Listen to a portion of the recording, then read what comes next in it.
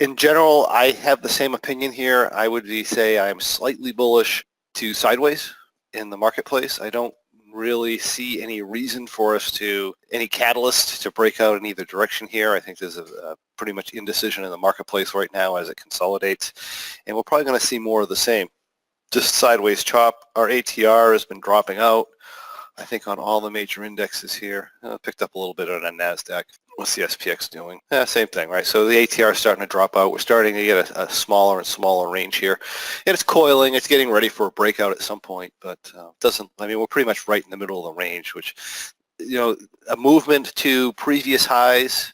By previous highs, I don't mean all-time highs, but previous highs to 2,800 in the SPX, for example, all the way down about 25 would pretty much be meaningless as far as longer-term direction goes. That being the case, we're just going to be drifting in between these ranges, and as we push to one side or the other side of the range, we'll have to look out for some breakouts. But like I said, there's really almost directionless short term.